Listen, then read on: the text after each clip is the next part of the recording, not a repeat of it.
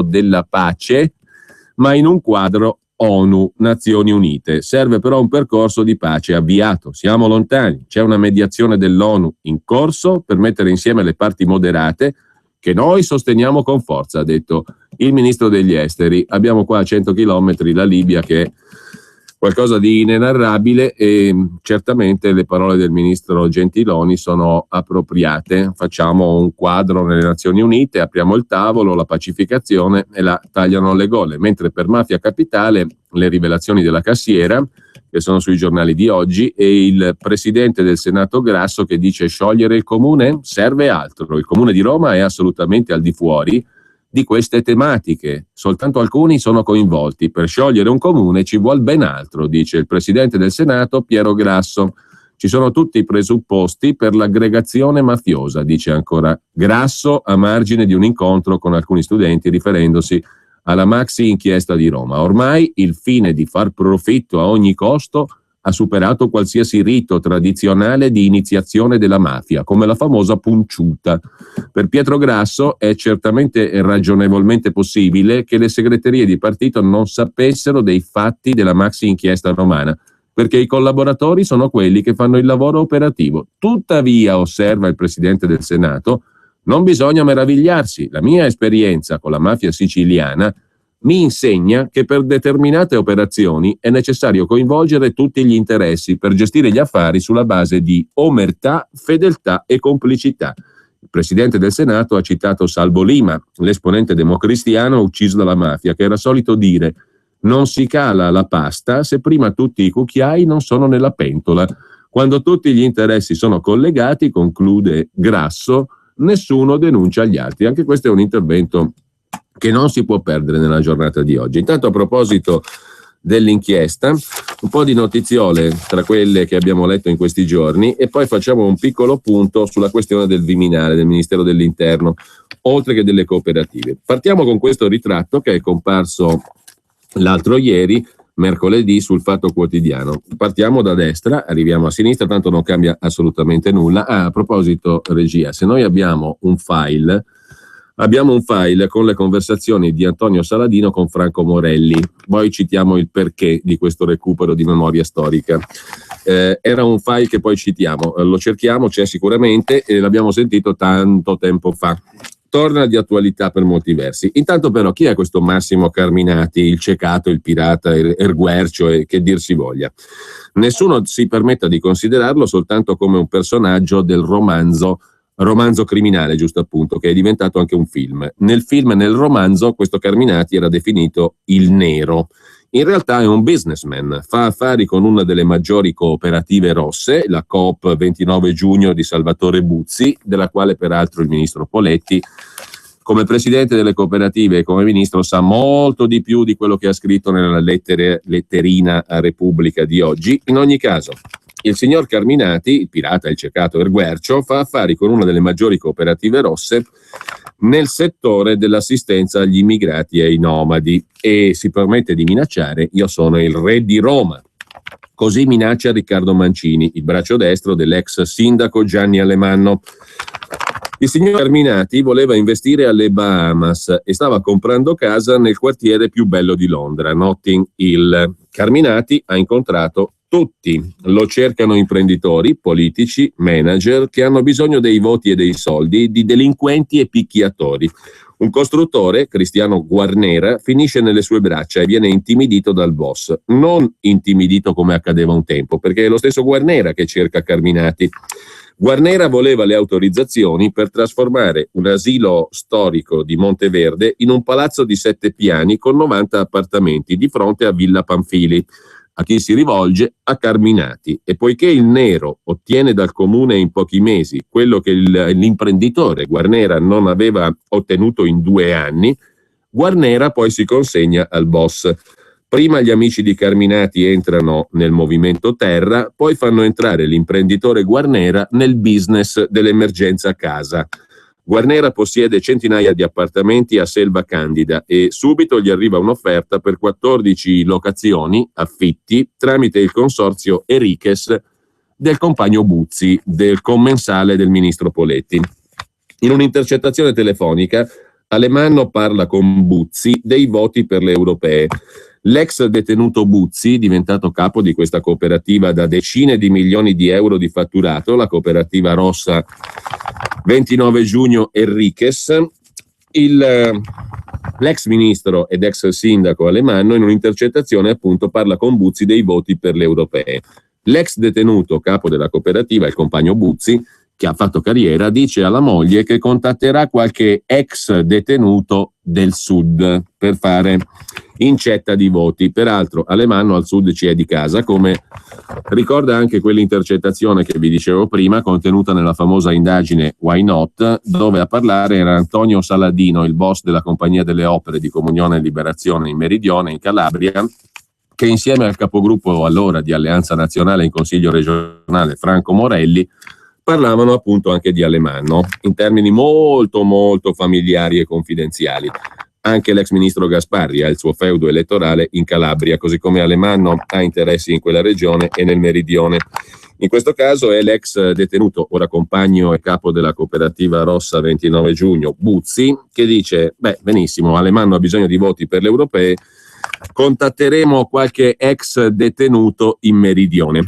Carminati, il boss nero, tra virgolette, conosce l'ex direttore commerciale di Finmeccanica, Paolo Pozzessere, e così si entra in un'altra partita delicata. Quando il commercialista Marco Iannilli, già arrestato per il caso Enav, perquisito di nuovo in questa indagine sulla mafia romana, viene minacciato da Gennaro Mokbel per una vicenda relativa a Finmeccanica, l'affare Digint, Mokbel è indagato per tentata estorsione, ma il GIP ha rifiutato l'arresto. Carminati interviene in suo favore. Il commercialista Iannilli pagherà in comode rate. Ti do una mano, dice Carminati, ma tutto c'ha un costo. Poco dopo Carminati ottiene il villone del commercialista Iannilli alle porte di Roma, a Sacrofano, per un modesto canone di 500 euro al mese. Nella vita precedente Carminati è stato processato e assolto per l'omicidio di Mino Pecorelli e per il depistaggio dell'inchiesta sulla strage di Bologna. Secondo alcuni pentiti aveva sparato a Pecorelli insieme a Michelangelo La Barbera per fare un favore a Giulio Andreotti e a Claudio Vitalone, ex ministro, contro il quale Pecorelli conduceva una campagna giornalistica. Altri pentiti avevano raccontato che il mitra trovato sul treno Taranto-Milano nell'81 per depistare l'indagine su Bologna lo aveva messo Carminati. È stato sempre assolto. È stato condannato invece per un furto inquietante avvenuto nel 99 nel caveau della Banca di Roma, del Palazzo di Giustizia di Roma, dove erano conservati miliardi di lire, ma soprattutto documenti segreti. Per il GIP Carminati è un personaggio dalla caratura criminale assoluta, un intoccabile, per dirla con il compagno Buzzi, per aver foraggiato partiti di tutti i tipi, che rende intoccabili anche quelli che con lui si associano al medesimo tavolo con i rappresentanti delle organizzazioni criminali anche tradizionali. Un uomo che intrattiene rapporti con esponenti di apparati dello Stato e con esponenti delle forze dell'ordine, i quali, con deferenza, starebbero a sentirlo per 2 giorni invece che interrogarlo per 2 mesi, dice il compagno Buzzi.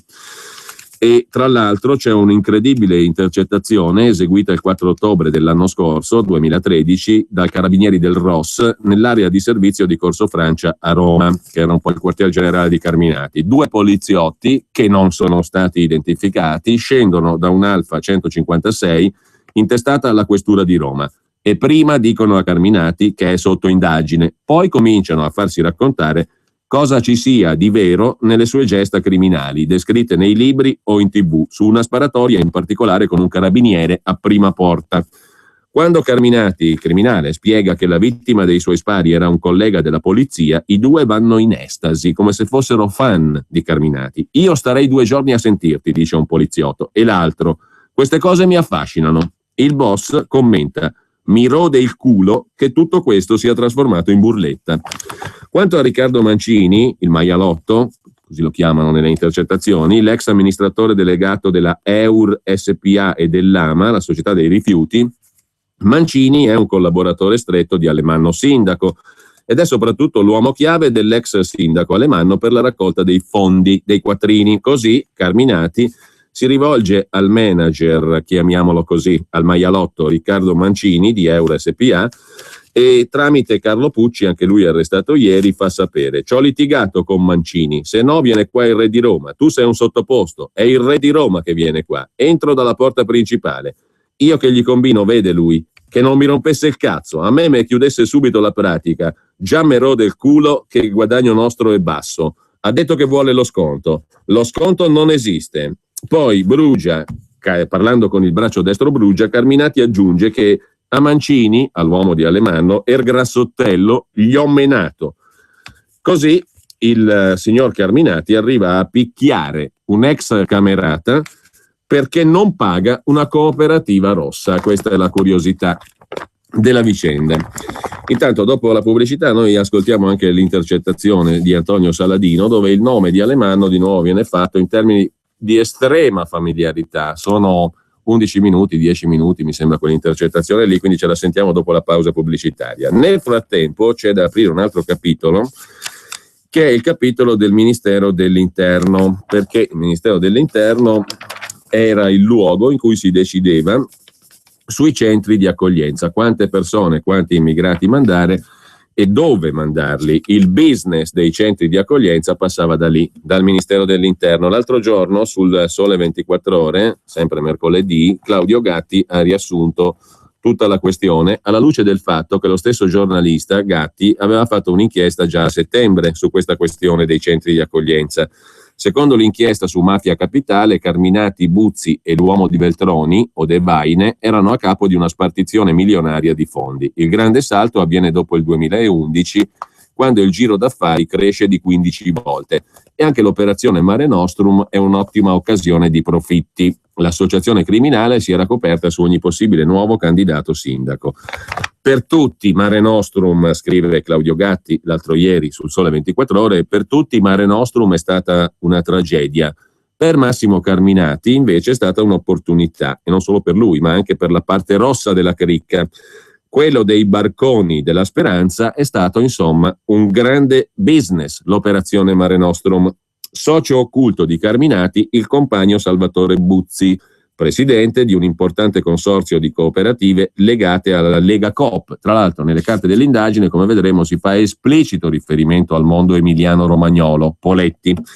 Comunque, il socio occulto di Carminati, questo lo abbiamo appreso tutti praticamente, è il compagno Buzzi, presidente appunto di un consorzio di cooperative di Lega Cooperative, le cosiddette cooperative rosse. A predisporre e raccordare l'emergenza migranti è stato però il tavolo di coordinamento nazionale, presieduto dal più istituzionale dei ministeri, il Ministero dell'Interno, del quale era membro un uomo prezzolato dal duo Carminati-Buzzi, ovvero l'ex vice capo di gabinetto del sindaco Veltroni. Torna in mente, scrive il Sole 24 Ore, un altro tavolo, Utavulino, dove il ministro dei lavori pubblici della mafia siciliana, Angelo Siino, spartiva appalti e fondi pubblici con aziende politici. Il ruolo di Siino, in quel di Roma, sarebbe stato svolto da Luca Odevaine, l'uomo al servizio del duo criminale, membro del tavolo di coordinamento nazionale al Ministero dell'Interno, ex direttore di gabinetto del sindaco Walter Veltroni, ex capo della Polizia Provinciale e della Protezione Civile con Nicola Zingaretti, l'attuale presidente PD del Lazio, quando costui, Zingaretti, era presidente della provincia, ed ex pregiudicato Odevaine. Poi vediamo il suo curriculum criminale. Un criminale che arriva a questi livelli qui, insomma, e al tavolo di coordinamento nazionale dell'emergenza migranti, anche nell'operazione Mare Nostrum. Centinaia di milioni di fondi statali e comunitari nell'accoglienza, che è stata una straordinaria mangiatoia. Per capirlo basta la frase di Buzzi, divenuta celebre in questi giorni, a un complice: tu c'hai idea di quanto c'è guadagno sugli immigrati? Il traffico di droga rende meno. A mangiare tutti insieme i fascio-mafioso comunisti di Carminati e i rossi di Buzzi. Secondo la procura avevano in Gianni Alemanno l'esponente politico di riferimento di maggior spicco, i cosiddetti fascio-mafiosi, che erano peraltro al medesimo tavolo con i rossi di Buzzi, i quali avevano invece al proprio servizio uno stretto collaboratore del predecessore di Alemanno al Campidoglio, ovvero Walter Veltroni, il quale stretto collaboratore Odevaine, appunto, arriva al tavolo di coordinamento nazionale migranti del Ministero dell'Interno, in una sorta di ipercompromesso storico criminal clientelare, condotto però in piena luce del sole e sotto la tutela delle massime autorità dello Stato, vale a dire al Ministero dell'Interno. Per usare le parole del GIP Flavia Costantini, è emerso un trade union tra mondi apparentemente inconciliabili, quello del crimine, quello dell'alta finanza e quello della politica. La prima fase del business dei migranti inizia nell'estate del 2008. Tra poco andiamo avanti su questa questione che è di centrale importanza e che ci porta al Ministero dell'Interno. Vuoi accendere?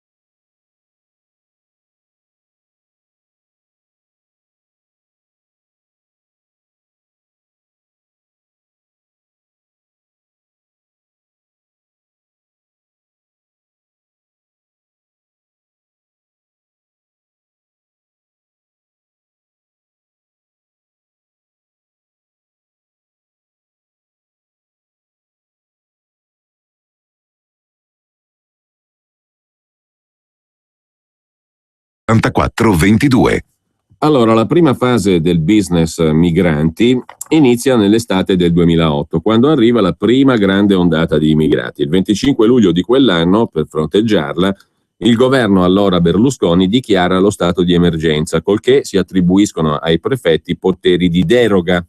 Il 6 agosto Angelo Chiorazzo, potentino, nato a Potenza, trasferitosi a Roma, legato al mondo dell'ex democrazia cristiana, si reca a Palazzo Chigi per incontrare il sottosegretario Gianni Letta. Chiorazzo è presidente e consigliere di amministrazione della Cascina e di Auxilium, che insieme formano una rete di cooperative, per così dire, cattoliche.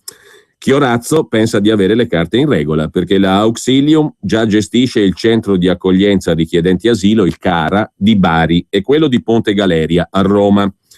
Gianni Letta lo mette subito in contatto con l'uomo che dal Viminale gestisce l'emergenza umanitaria per il governo, il prefetto Mario Morcone, già allora capo dipartimento immigrazione del Ministero dell'Interno, il quale Morcone apre una corsia preferenziale per Angelo Chiorazzo e grazie al regime di deroga previsto da un'ordinanza del Consiglio dei Ministri, nel giro di pochissimo tempo Auxilium ottiene un appalto da oltre 1 milione di euro per aprire un nuovo centro di accoglienza richiedenti asilo a Policoro, in provincia di Matera, la terra di Chiorazzo e di suo fratello Pietro, che è anche lui impegnato nel medesimo business dell'accoglienza dei migranti. Che tempistica e modalità fossero del tutto anomale lo hanno dichiarato il prefetto di Matera, Giovanni Monteleone, e il suo collaboratore Michele Albertini in alcune deposizioni al pubblico ministero Henry Woodcock, che sulla vicenda aveva aperto un'inchiesta, poi conclusasi con l'archiviazione delle posizioni di Gianni Letta e del prefetto Morcone, direttore del Dipartimento Immigrazione del Ministero dell'Interno. Non risultava alcun tipo di gara, dice Albertini, il collaboratore del prefetto di Matera, che aveva avuto qualcosa da dire su questa assegnazione di migranti al CARA di Policoro.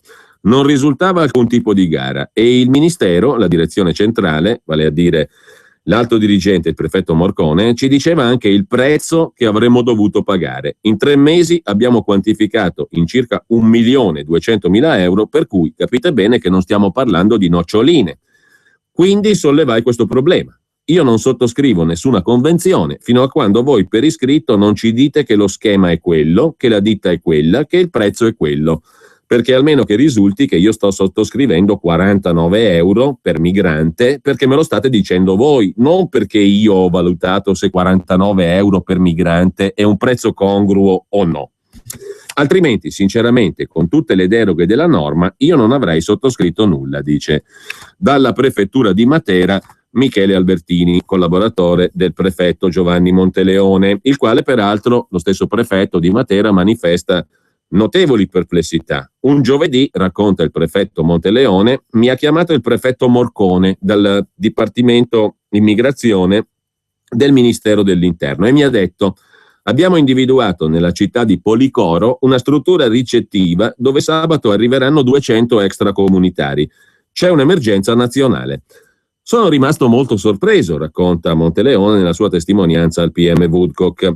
Sono rimasto sorpreso perché mi sono trovato, diciamo così, bypassato. Mi dissero che sarebbe seguita di lì a poco una convenzione tipo che dovevamo far firmare alla prefettura, senza sapere chi fossero questi qua. Ho appreso dopo di questa Auxilium, cioè la cooperativa del signor Angelo Chiorazzo, che è andato a parlare con Gianni Letta. L'ho appreso un giorno dopo, 2 giorni dopo, è arrivato tutto prestabilito da Roma. Tutto, dice il prefetto di Matera, Monteleone. La seconda fase del business inizia in primavera 2011, quando il governo, sempre Berlusconi, requisisce il Villaggio degli Aranci, un complesso residenziale di 404 unità abitative costruito dalla ditta Pizzarotti di Parma su 25 ettari nella piana di Catania. Il villaggio viene trasformato nel celebre Cara di Mineo, il centro di assistenza per i richiedenti asilo. Anche lì, sempre grazie al regime di deroga, l'appalto viene assegnato senza gara, al ribasso.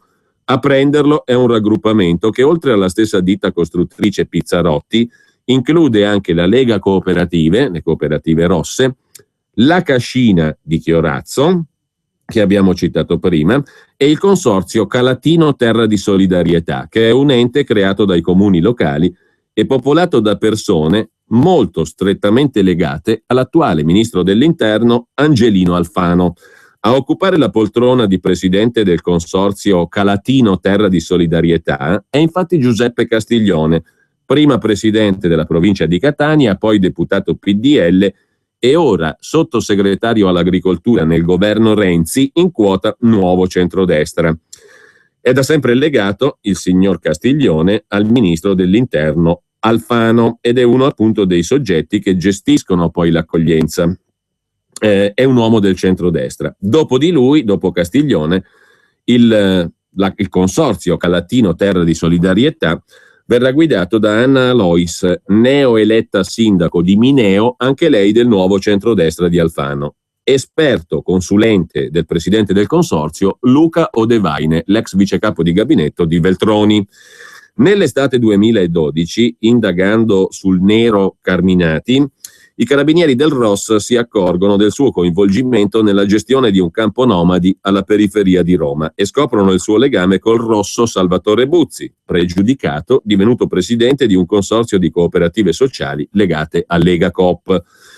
Si erano divisi il mercato distribuendo mazzette. In pratica ogni appalto era diviso in lotti di maggioranza e lotti di minoranza, rivela al Sole 24 Ore una fonte che chiede l'anonimato. Il grande salto avviene nel periodo di Alemanno, quando le cooperative controllate dal sistema Carminati-Buzzi moltiplicano di oltre 15 volte il proprio fatturato. La vittoria elettorale di Ignazio Marino non cambia assolutamente nulla, anche perché, spiega lo stesso Buzzi in una conversazione captata, la cooperativa campa di politica. Il lavoro che faccio io lo fanno in tanti, perché lo devo fare io? Perché finanzio giornali, finanzio eventi, pago le segreterie, pago la cena, pago i manifesti. Lunedì c'ho una cena da 20.000 euro.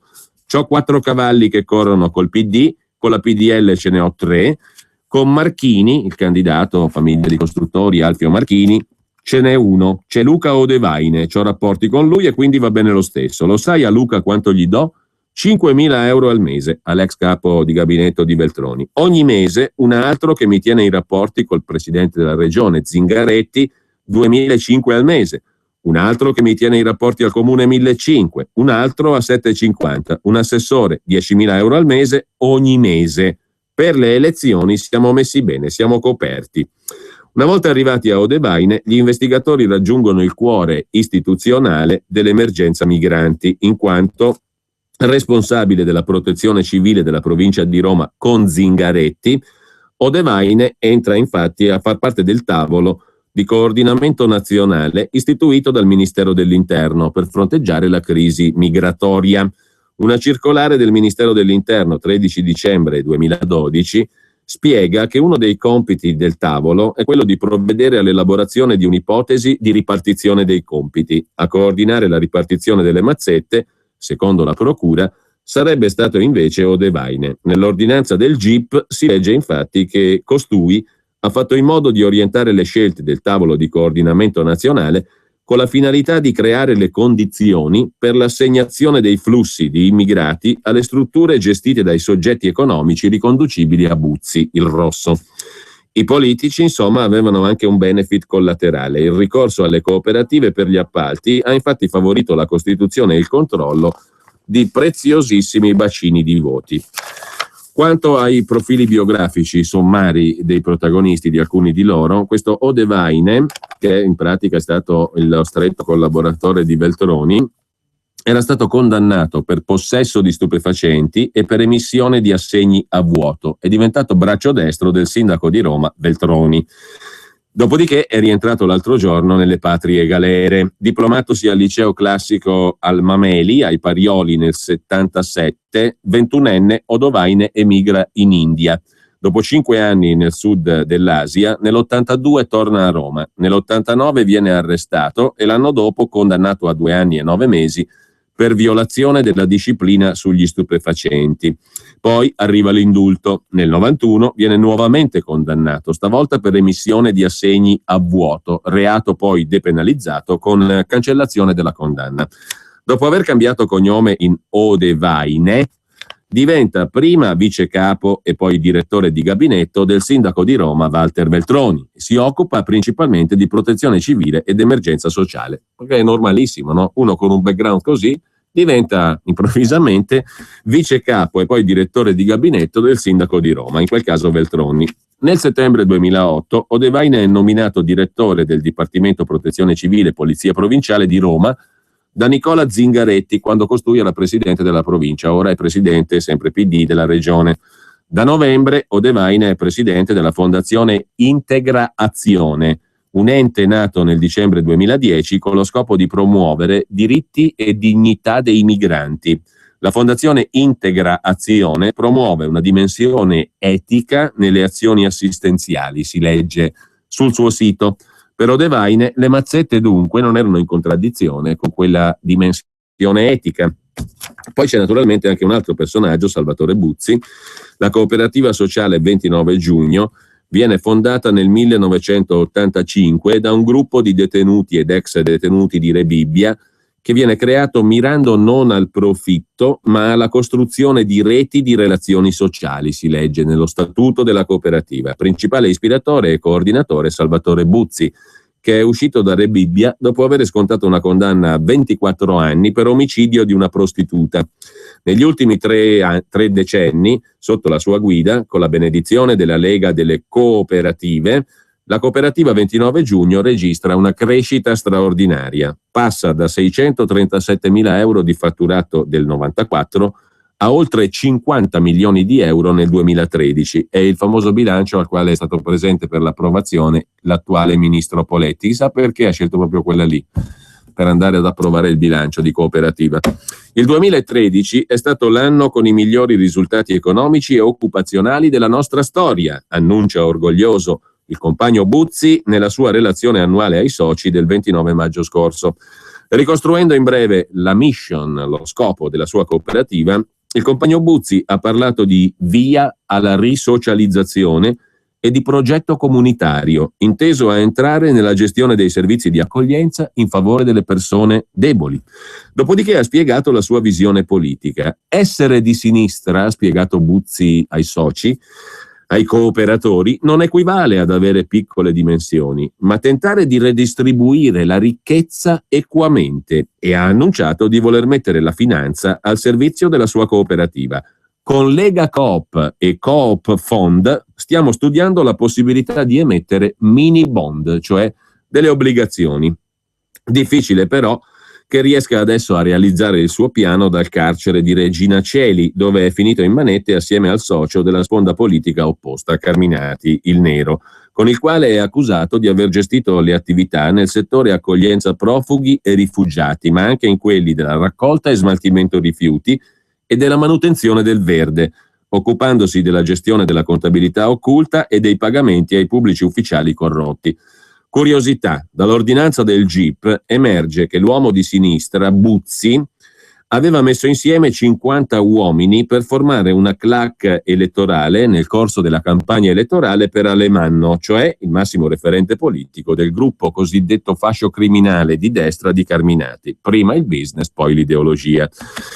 Scriveva infine Claudio Gatti sul Sole 24 Ore l'altro ieri che dal Viminale non era arrivata nessuna risposta. È arrivata la risposta che abbiamo letto ieri del prefetto Morcone. Transeat. In ogni caso il Sole 24 Ore iniziò a indagare Claudio Gatti sul business dell'accoglienza mesi fa, quando per la prima volta si sentì parlare di un giro di mazzette pagate a politici e figure istituzionali per dirottare migranti su centri gestiti da cooperative legate alla rossa Lega Coop del ministro Poletti.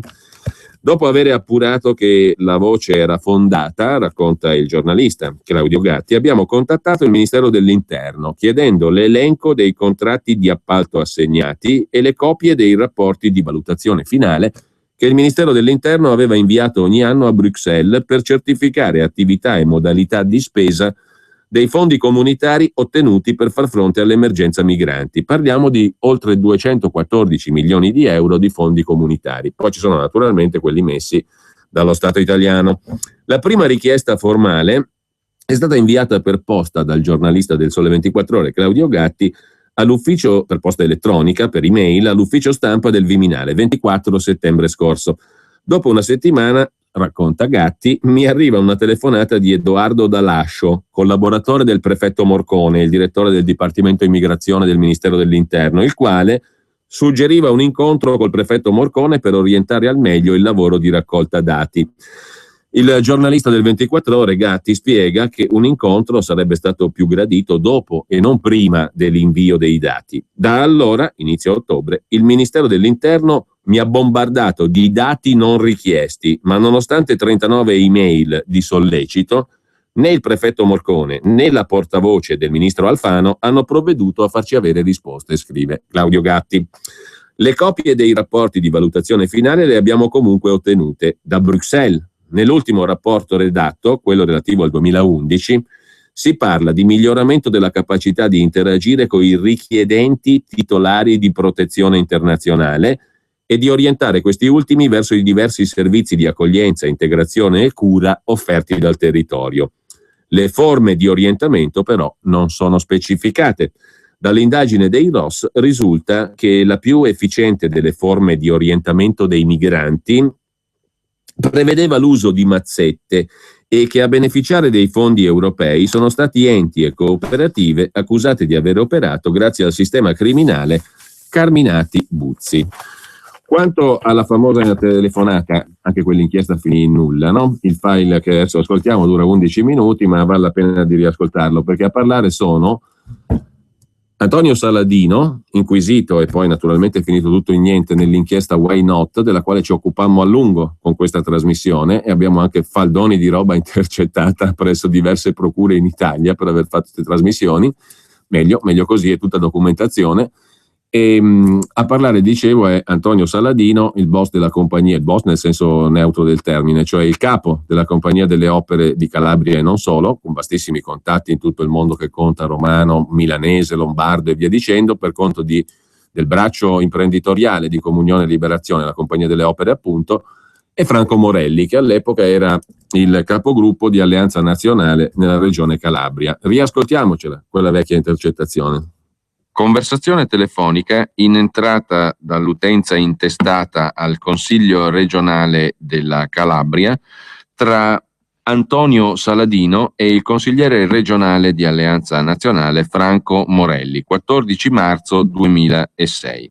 Antonio Saladino risponde al telefono. Pronto? Franco Morelli. Frate. Dimmi, tesoro. Buongiorno, ti disturbo? No, che disturbi. Dimmi, tesoro mio. Che ti sento... No, è che sono pigliato da 50.000 cazzi, che è pieno di vandali. Ma che? Sta regione nostra qua. C'entro io in qualcosa? No, poverino, che c'entri tu? Ah. Ho fissato il tuo articolo bello l'altro giorno. Ah, anzi, quando Quando sento a te mi rilasso un poco. ti ringrazio molto, anzi, no, stavo dicendo io, facevo mo che ritorni presto, così perlomeno che la stanza mia a disposizione, come sempre. Lo sai che non ci vado più, no? Con lui pubblicamente. Lo so. Senti, ti volevo chiedere un consiglio. Dimmi, tesoro mio. E tu lo sai che io... Ah, senti, vedi che buon figlio, zingaro proprio, un personaggio proprio che con me non si facesse più vivo e né morto. Personaggio. Lo devi dire a Gianni quando lo vedi. Ma che t'ha fatto? Ma gente inaffidabile. Eh. Inaffidabile, gioca, capito? Mannaggia la morte, mannaggia. Ma a livello proprio vergognoso. Ma me lo devi spiegare poi, però. Poi ti racconterò della situazione. Perché se io so... Ti racconterò, comunque inaffidabile, non te lo fidare. No, voglio dire... Inaffidabile, personaggio inaffidabile, basta, è uno che combina, cioè basta. Però voglio dire, dico, se poi so, riesco anche a regolarmi, hai capito? Come correzione.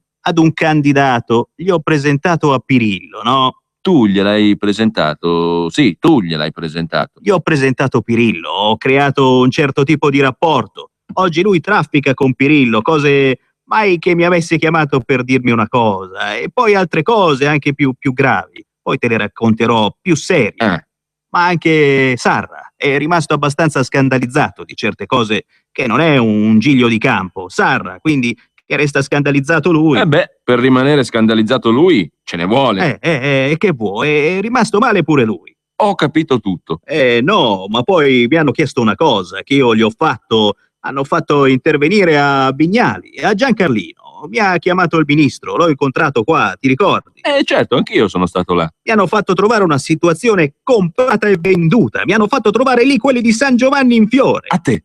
Un livello. No, scusa, se è trovato, se è comprato e venduto, si vede che proprio ti hanno fregato alla grande, nel senso che tu... No, mi hanno fregato. No, nel senso fregato, nel senso che ti sei tirato in buona fede, proprio che sei andato... Allora gli ho detto, facciamo un incontro riservato al ministero. Mi porto la persona che può decidere questa cosa, Nicola Adamo. Ma permetti che Nicola Adamo va lì al ministero, che una cosa la tiene riservata. Arriviamo là e troviamo che lui, questo zingaro di Antonio, come cazzo si chiama lui, ci fa trovare quelli di San Giovanni in Fiore. Là. No. Ma ti dico una cosa, che cioè poi gliel'ho detto subito a coso, là, ad Alemanno, gli ho detto, ma scusa Gianni, ma è modo di comportarsi questo? Ma questi veramente, la gente... Quindi lui è andato malissimo, se c'è rimasto Nicola... Nicola ci è rimasto malissimo, mi ha detto, ma che cazzo di modo di fare è? Magari poteva pure pensare, non conoscendoti, poteva pure pensare questi mi hanno fatto una trappola. Mi hanno fatto una trappola, bravo, mi hanno fatto una trappola. No, in più io gliel'avevo detto a Pirillo di questa cosa. Pirillo viene a sapere questa cosa, dice come mai alle spalle? Sì. Ma ti dico. Cioè il consiglio a questo punto...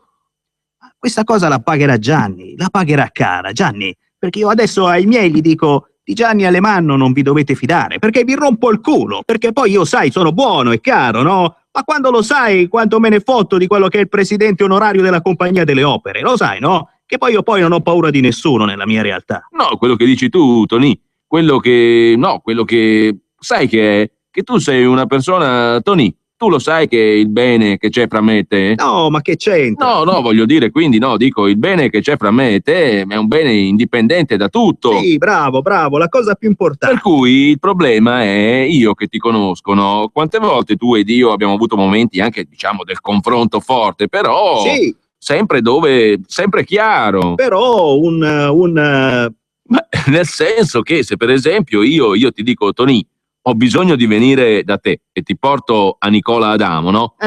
Tu mi dici no, io magari ti prego, magari ti insisto e tu mi dici di sì. Ma se io te lo porto così e ti faccio fare una figura di merda, perché ti faccio fare la figura di colui il quale... Si è dovuto giustificare. Io e Nicola Adamo ci siamo dovuti giustificare con Pirillo. Chiaramente Pirillo pure seconda ha saputo la cosa, perché in merda di San Giovanni in Fiore quei cretini erano là. Oh, mamma mia. Convocati da il signorino, come si chiama, Antonio. Oh, mamma. buon figlio, da buon figlio. Io gli ho detto: scusa, ma che hai fatto? Poi è diventato ghiaccio. Ma scusa, ma ti rendi conto che hai combinato? Oh mamma, Gli ho detto: ma sei proprio un beduino. mi dispiace. Hai capito? Guarda, sono rimasto, ho detto: ma guarda che cazzo di personaggio, che figura di merda gli fai fare al ministro questo qua. Ma Infatti io sto aspettando l'occasione giusta per fargli un discorso durissimo a Vignali e a Giancarlino su questa cosa. Guardate, per favore, stamattina vengo a sapere che mi chiama uno che era dentro quegli 85 che hanno licenziato. Vengo a scoprire che lui aveva chiamato Pirillo per raccomandarsi il suo con Pirillo. Sistemato, adesso chiamo Pirillo. e c'è bisogno che chiami a Pirillo? No, ma è chiaro che lui vuole aggirare l'ostacolo, no? Sì, ho capito, però voglio dire, cioè, hai bisogno che a un certo punto viene alzato tutto questo muro per... Ma allora a me, che cazzo mi chiami a fare a me, no? Per risolvere il problema con l'aggiunta Loiero, quando tu poi, hai capito, fai i cazzi tuoi e lasciami stare a me, no? Certo. Cioè, io mi espongo, io ti porto il capo dei DS al tuo ministero e tu me li fai trovare lì, una massa di zingari. Ma Io che dico, non ho bisogno di Pirillo. Ministro, che sia chiaro che io a quelli lì non li ho incontrati e non li ho visti. Infatti pure non ci ho voluto parlare con Nicola. mi pare giusto. Ma tu ti immagini che quelli lì che sono di AN tornano al paese e gli dicono: c'era pure Nicola D'Amola. Ma scusa, renditi conto, no? Ho capito. Cioè l'ABC della politica. Ma cose da pazzi. L'ABC della politica. Mi pare proprio, poi... Poi viene Concellino, domani all'incontro con Carron, tutto strumentale. Sì, ma quando ci vediamo noi? Quando vuoi tu, io sono qua. Niente, solamente per un bacio. Va bene, Telefonico. come no? Solo telefonico. No, però se ti capita con Gianni, gli dici: guarda che con il dottor Saladino ho fatto una figura di merda proprio. Glielo dico perché... Ho fatto una figura proprio di merda, di quelle di merda. glielo dico sì. Io adesso non me ne occupo più, che adesso c'è Giancarlo nella compagnia delle opere, ma con me questi non ci parleranno mai più. Per me può pure diventare presidente dell'ONU, Gianni Alemanno. Ma guarda che non si fa vivo proprio, cioè io mi meraviglio di Gasparri, è 10 volte meglio. Poi anche Sarra, ti dico Sarra, è rimasto male Sarra perché sapeva delle cose Sarra. Mi ha detto, ma gli ho detto, dimmi tu, gli ho detto, vabbè, se è un modo questo qui di comportarsi. Cioè io ti porto a Pirillo, facciamo delle cose insieme e tu piglia e poi mi trami alle spalle. Non ho capito chi cazzo sei. Oltretutto in modo gratuito. Ti porto là a coso, piglia e mi sputtani pure con quello là. Ma allora sei veramente delinquente. Ma in modo gratuito. Gratuito, sì, ecco, bravo. Cioè, ci fosse stato un motivo, no? Bravo, gratuito. Poi sulla questione Michela hanno combinato tutto quel casino che tu sai, no? E adesso me lo vuoi inculare a me, il casino di San Giovanni in Fiore. A me e a te lo vogliono inculare, a me e a te. Cioè? Hai capito? Ma tu ti ricordi quando io me ne sono uscito fuori? Sì. E tu in buona fede. No, ma mo questa cosa la vediamo, bordello. Ma meno male, Franco, meno male. Meno male. Meno male che me l'hai detto tu in quel minuto. Meno male veramente. Mi hanno fatto trovare a me ieri sera mi hanno fatto trovare... Ma ti rendi conto? Meno male che mi ha puzzato la cosa. Ma su questo tu tieni un sesto senso. Hai capito, è bravo. Tengo proprio un sesto, bravo. Parole giuste. Ma... Se mi avevano detto qualcosa, per generosità, hai capito? Per fare... per fare del bene. Bene, bravo. Cioè, così come tu ti ricorderai, strappammo quel contratto... Bravissimo, che lo racconto ancora io. Di 6 milioni di euro. Lo racconto, e a tutti che fa scandalo in Italia quella cosa là. Hai capito? Tu sai che un quotidiano ha chiesto di chiudere, di riparare sulla cosa. Qui siamo usciti alla grande. C'è Leone che lo racconta in giro in tutta Italia, dice: ma non ho mai visto un imprenditore strappare per non mettere in difficoltà un amico 6 milioni di euro. 6 milioni di euro, compare mio. 6 milioni di euro. 6 milioni di euro, non è che erano nocciolini. Stiamo parlando di 12 miliardi, Capito. Ma che schifo. Diglielo al ministro, che mi dispiace, ma con me hanno proprio sbagliato. Vabbè, mo per... No, ma poi la cosa grave è che hanno coinvolto pure a Vignali, a Giancarlino, dell'incontro segreto all'aeroporto. Un altro poco lo sa tutta la Calabria. E meno male che era segreto. Capito? Riservato, perché gli deve risolvere un problema. Va bene, figuratevi, gli ho detto, come lo risolviamo? Lo risolviamo così. Vado là e trovo quelli là, trovo i zingari là, convocati dal bell'Antonio, ma vaffanculo, va. Sono ragazzi, sono. Che cazzo vuoi? Sono ragazzi, bravo, Franco. Bah, Ragazzi, vabbè, Franco, quando lo vuoi fare, ci pigliamo il caffè. sì, ma ogni tanto io tengo esigenza fisica di... Sì, vabbè, figurati. Un abbraccio. Ciao, tesoro mio. Ciao, bello, ciao. Qui lo straordinario Sammy Varini impersonava Antonio Saladino, il numero uno della Compagnia delle Opere in Calabria e nel sud. Gianni naturalmente era Gianni Alemanno e gli affari per milioni di euro di cui parlavano i soggetti erano relativi al periodo in cui Gianni Alemanno era ministro dell'agricoltura. Buonfiglio, che avete sentito nominare con grandissimo apprezzamento da parte degli interlocutori, è un uomo di Alemanno e allora sottosegretario al Ministero dell'Agricoltura. Hanno combinato una cazzata, diciamo, invitando persone che non dovevano invitare, nel momento in cui il buon Saladino stava portando addirittura il capo del PD, calabrese naturalmente, Nicola Adamo, che poi sarà anche il capogruppo del PD in Regione Calabria, la cui moglie era implicatissima nell'inchiesta Why Not, Enza Bruno Bossio. Ad ogni modo, Saladino stava portando il capo del PD al Ministero dell'Agricoltura con Alemanno. PD, destra, sinistra, vi suona qualcosa di familiare nella lettura dei giornali di questi giorni?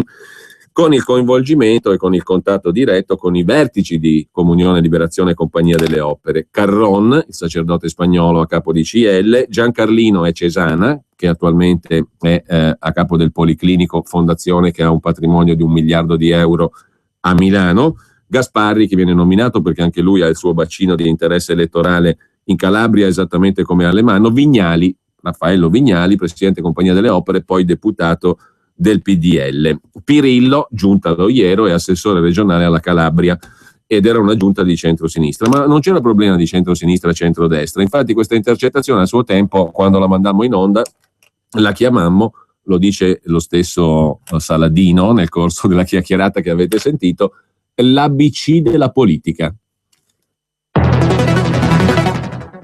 Quello che stai ascoltando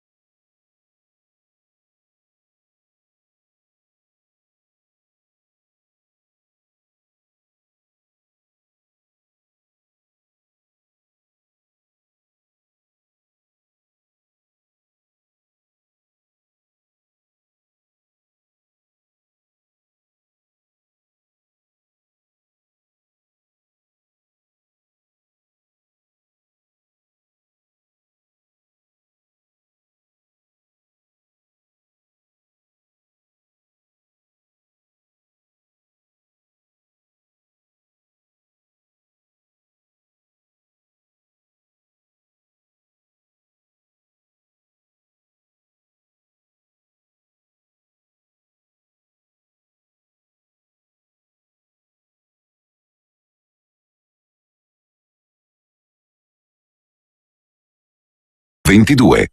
Tra l'altro, nella conversazione che abbiamo appena ascoltato emerge una estrema familiarità con il ministro Alemanno. La pagherà cara. A me possono farlo pure presidente dell'ONU, che non me ne frega niente, dice Antonio Saladino. Formalmente solo il capo della Compagnia delle Opere di Calabria e tutt'al più con un certo peso nel Mezzogiorno per quanto riguarda il braccio operativo di Comunione e Liberazione. Però la familiarità è chiarissima, anche con i vertici naturalmente della stessa Compagnia delle Opere, ma anche con gli uomini al ministero. Alemanno in questione, Gasparri è 10.000 volte meglio di Alemanno, perché questo mi ha combinato un casino tramite quel cretino del suo sottosegretario e suo uomo Buonfiglio, e dire che noi abbiamo pure stracciato 6 milioni di euro di affare per tutelare gli amici, pensa a te come mi ripagano poi questi deficienti qui. Diceva Saladino. Per tornare all'oggi, invece, nel corso di una conversazione intercettata nell'ufficio del compagno Salvatore Buzzi, e anche lì, come adesso, non c'è alcuna differenza fra Alleanza Nazionale, PD, destra, sinistra.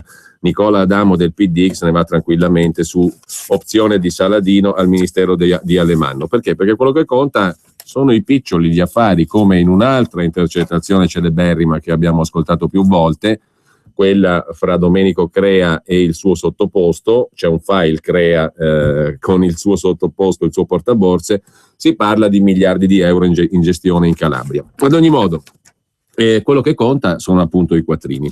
Nel corso di una conversazione intercettata nell'ufficio di Buzzi, il compagno della cooperativa 29 giugno di quest'ultima inchiesta sulla mafia capitolina, il 15 novembre 2013, Claudio Bolla, uno dei sodali, illustra a 3 avvocati la storia delle cooperative costituite dallo stesso Buzzi, l'ex detenuto.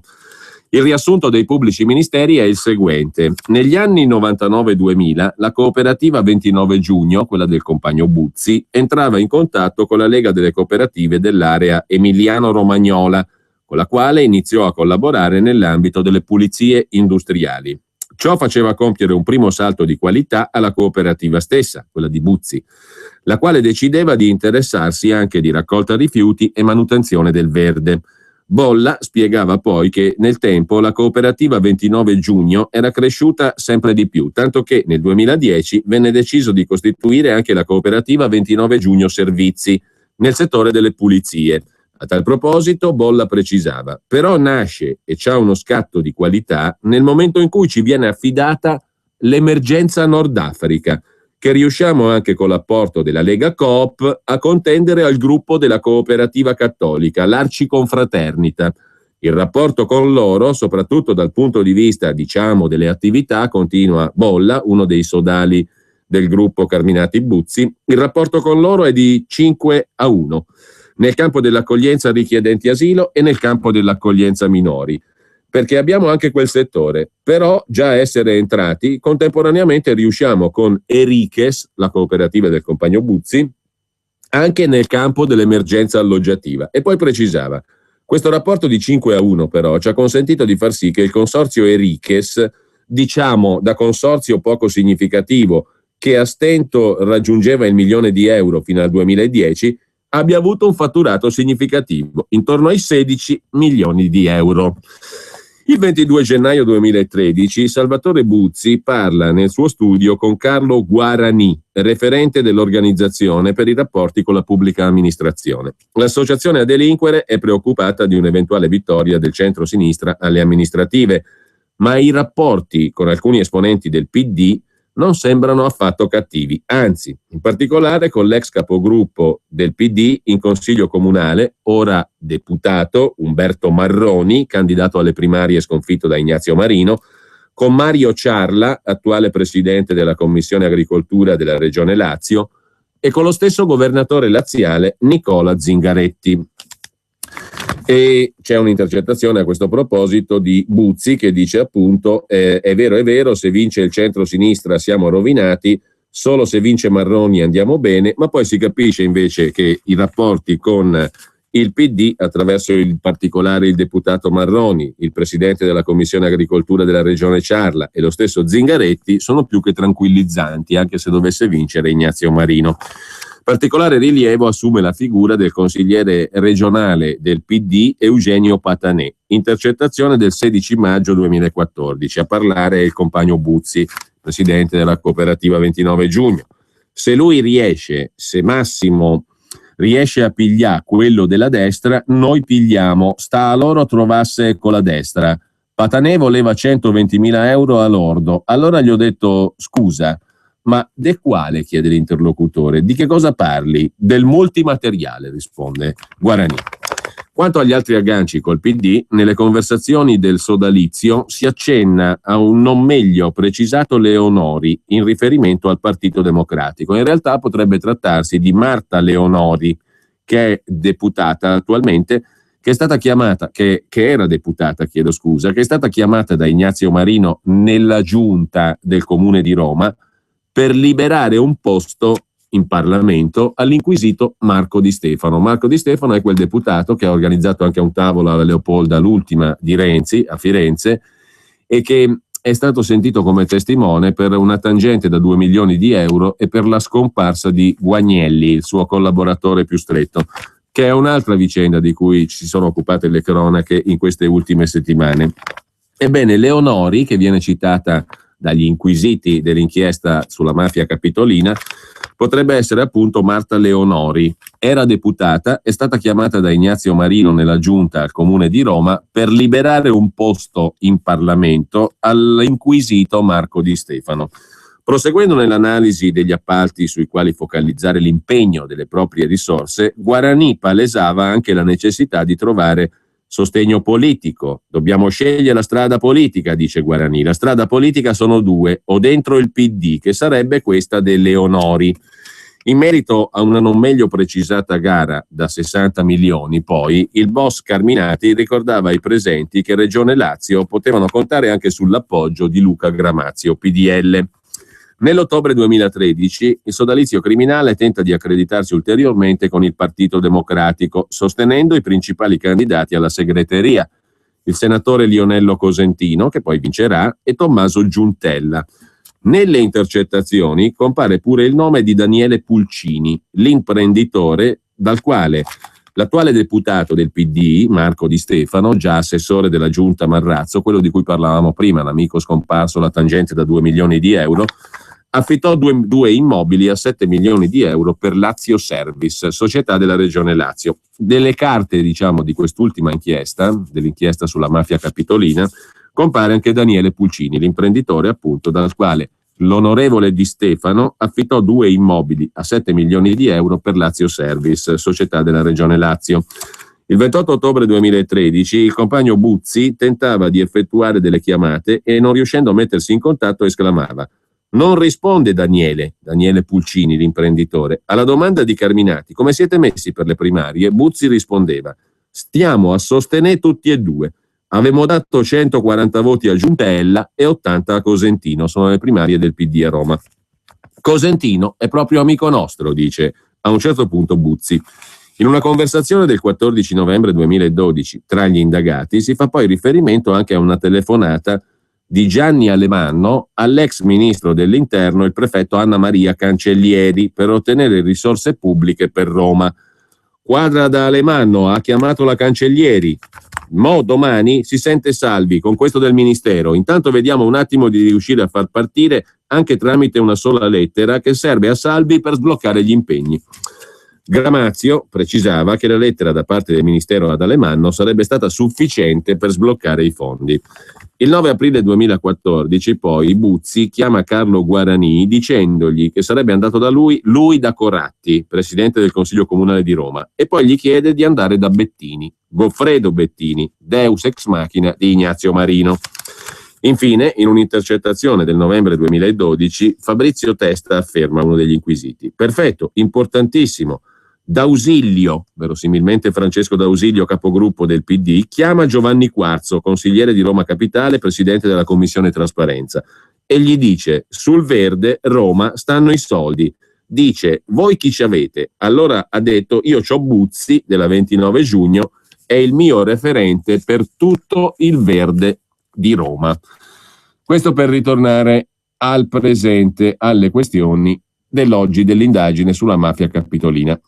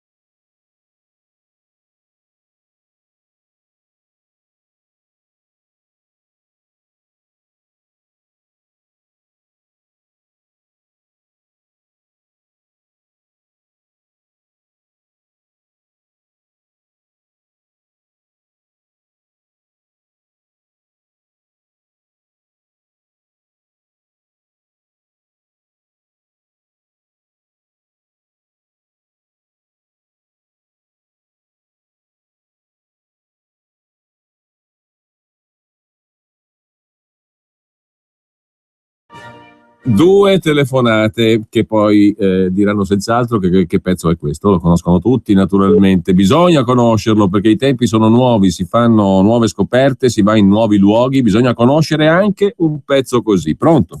Pronto? Buongiorno. Buongiorno signor Cainarca, purtroppo io non so dirle questo pezzo che mi signorina dispiace Longari. tanto, però volevo intervenire per quanto riguarda quello che sta succedendo a Roma. Siccome abbiamo dato tanti soldi a Roma, salva Roma, anche con questo governo, col governo precedente, quello precedente, non possiamo, la Lega non può farsi carico tramite i suoi avvocati di fare un'azione legale contro tutti questi salva Roma perché sono andati a finire poi in queste situazioni. Cioè sono nostre tasse che noi cittadini abbiamo pagato anche del nord, non solo romani, cioè di tutta Italia. No, ma io penso che anche Renzi, avendo chiamato lì il ministro Poletti a fare il ministro del lavoro, che era il presidente delle cooperative, che è stato visto a cena con questi personaggi, dubito che non sappia niente, che non sia al corrente di quello che stava succedendo. Va bene, grazie. Intanto secondo me il ministro Poletti non doveva fare il ministro del lavoro per altri motivi, molto prima che venisse fuori tutta questa storia, perché era il capo delle cooperative, ma mi pare che l'abbiamo detto in 3 in tutta Italia. E quindi, essendo il numero 1 della Lega Coop, non era proprio opportuno che andasse a fare il ministro del lavoro, visto che le cooperative sono spesso un modo per sfruttarlo il lavoro. E il primo atto del governo Renzi è stato un decreto sul lavoro come piaceva alle cooperative, guarda caso. Pronto? Sì. Buongiorno. Buongiorno. Prego. Niente. Allora, per quel che riguarda la situazione romana, io credo che in questo paese, dovunque si sollevi il coperchio, dovunque, c'è questo tipo di comportamento. Il più pulito c'è la rogna. Infatti, purtroppo i coperchi si sono sempre sollevati al nord, a Milano, eccetera, eccetera. Chissà come mai in certe, non so, l'impunità della classe dirigente napoletana, che ha sperperato l'ira di Dio, è incredibile. Ecco, vabbè, detto questo, questa potrebbe essere una fase favorevole per la Lega, no? Cioè abbiamo la corruzione la nostra corruzione è quella che tutti i momenti in televisione ci rinfacciano, no? È minima, è ridicola, è di stupidaggini, anzi proprio stupidaggini, quindi? No? E non ancora. Quindi proporrei di non dar adito, cioè di rispondere per le rime sempre. E al nostro segretario Salvini, che mi è tanto simpatico, di non offrire il fianco con certe cose discutibili, tipo le foto, eccetera, no? Perché poi quando c'è Salvini la prima cosa che gli dicono in faccia questi media del cavolo, prezzolati e pagati dagli altri, sarà quella, e passerà in secondo piano. Va bene, grazie. Grazie a lei, mi raccomando, sintesi, perché sennò non possiamo stare, ci abbiamo pochi minuti, siate sintetici, in 20 secondi si può dire 30 quello che volete. Pronto? Pronto, buongiorno. Si salti in 30 secondi. No, mi realizzavo un attimino il discorso dell'ascoltatore di prima, che con Salvini adesso tutte le serie di destra e sinistra lo stanno presente pompando, diciamo così, ma vorrei che finisse poi come la famosa adunata sul Po, che veramente alla sera 1 milione di persone che l'hanno menata per 15-20 giorni prima e poi un flop perché non c'era nessuno, che in realtà invece eravamo in tantissimi. È così un po' come Salvini. Vorrei che adesso li tirassero il trappolone. Gonfia e sgonfia. Gonfia e sgonfia.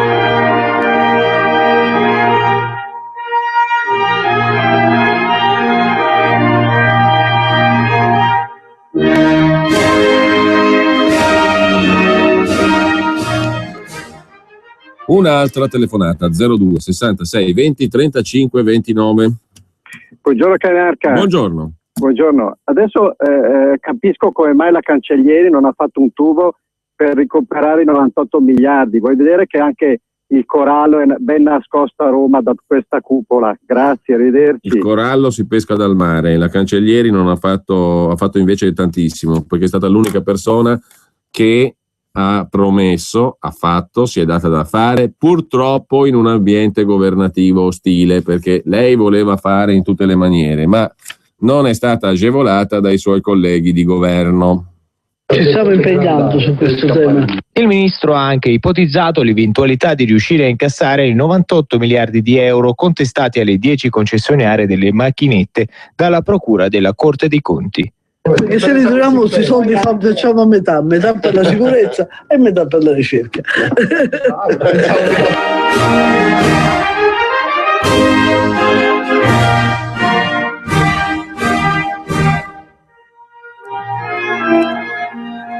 Bene, facciamo in tempo a prendere qualche altra telefonata. Sì, 02 66 20 35 29. E per chi indovina qual è il pezzo, è un inno, vi facilito la vita, è un inno.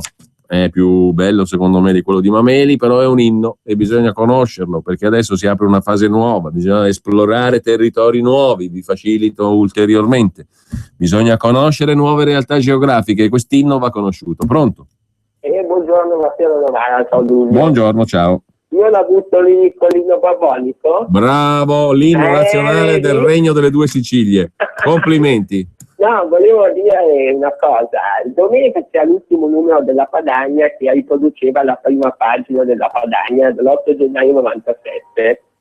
Vero? Sì, sì.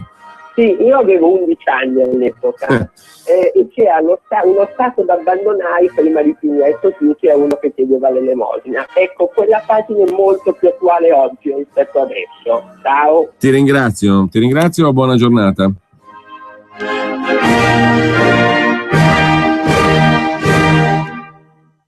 Questo era il magnifico inno nazionale del Regno delle Due Sicilie. Poi c'è anche l'inno nazionale siciliano, se proprio vogliamo strafare.